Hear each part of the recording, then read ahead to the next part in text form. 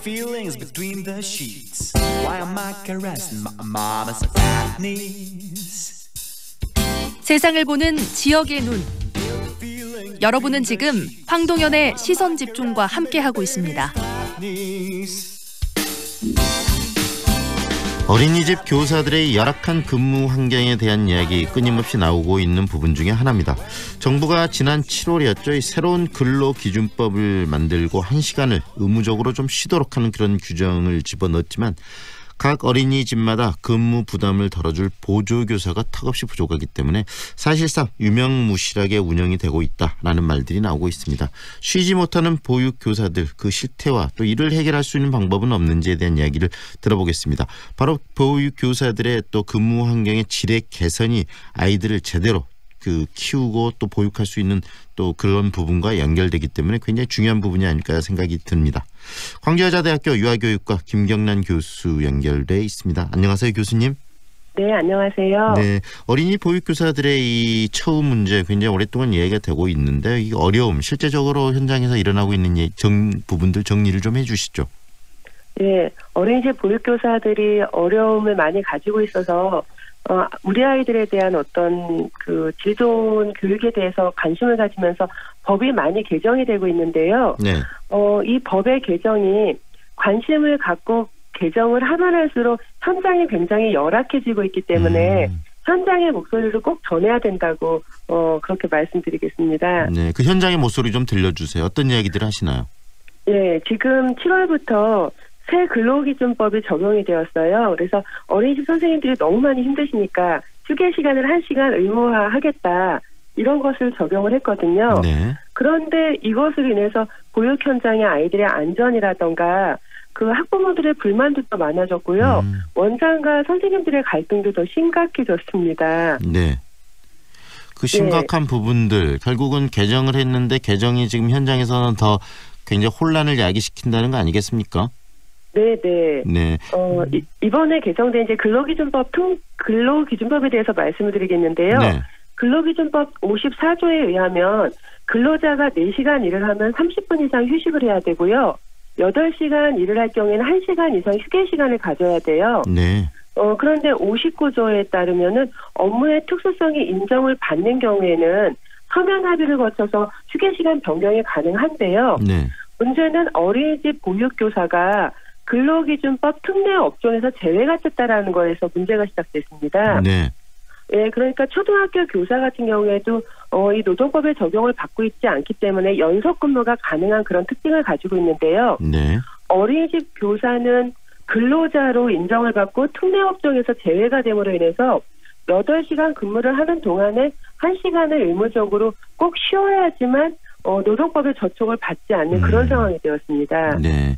그게 현장에서는 제대로 이루어질 수 있는 그런 환경이 못 되기 때문에 이게 지금 상충한다는 거 아니겠습니까? 네, 그렇죠. 현장에서는 전혀 되지 않는데 그것을 법적으로 제지를 가하다 보니까 네. 결국은 근로계약서라던가 취업 규칙에서는 새 근로기준법의 저촉을 받아야 되고요. 네. 그것을 현장에서 하다 보니까 어린이집 선생님들은 원장님이 법을 제대로 이행하지 않는 사람이다.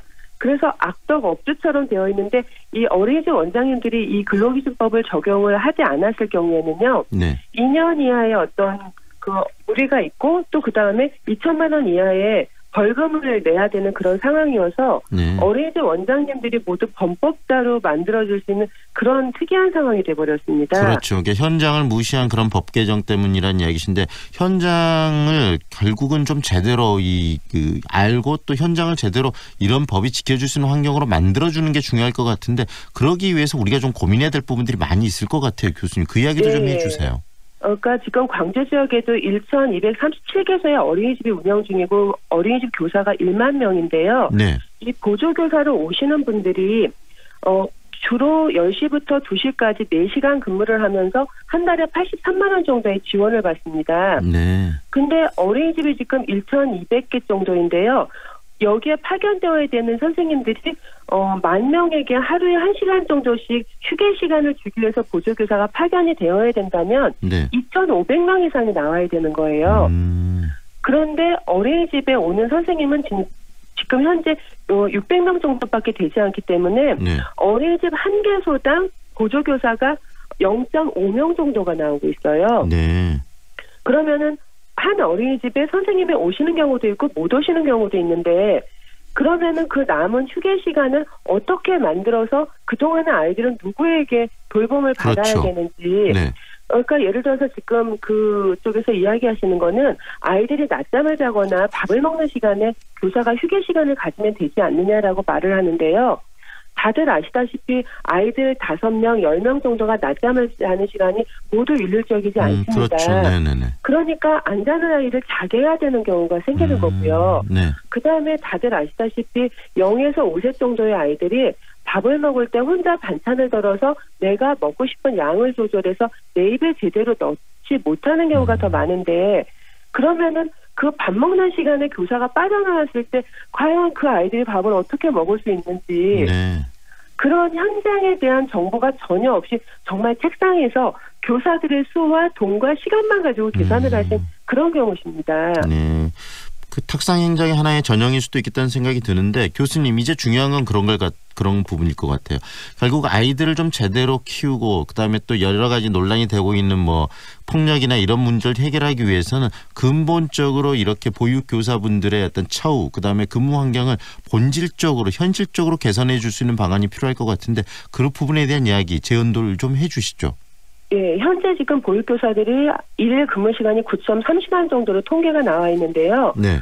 차라리 특례법 제외해서 다시 특례법으로 적용을 받으면서 어차피 아이들의 정서라든가 개별적인 특성을 알아야지만 교사 역할을 할 수가 있거든요. 네. 특히 말을 제대로 하지 못하는 어린 연령의 영아들도 있기 때문에요. 그래서 아이들의 정서라든가 개별적인 특성을 잘 파악한 담임교사가 계속 보육을 진행하면서 이 보조 비용을 차라리 교사들의 수당으로 주던가 아니면 정해진 자원이라면은 동일한 제한된 지원 자원 안에서 현장의 특성을 반영해서 영유아 보육교사의 영아대 교사 비율을 낮춘다던가 네.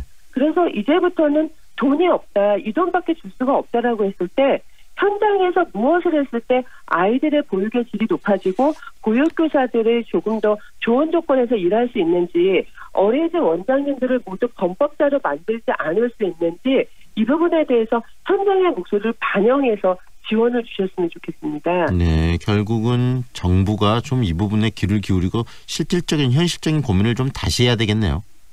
네, 굉장히 심각한 게 원장님들께서는 휴게 시간을 주지 않을 경우에 이것이 노동법에 저촉이 되기 때문에요. 2년 이하의 징역이나 2천만 원 이하의 벌금형을 처벌을 받는다라는 것 때문에 굉장히 불안해하고 두려워하고 계십니다. 네, 오늘은 여기까지 듣겠습니다. 고맙습니다. 네, 고맙습니다. 지금까지 광주여자대학교 유아교육과 김경란 교수와 함께했습니다.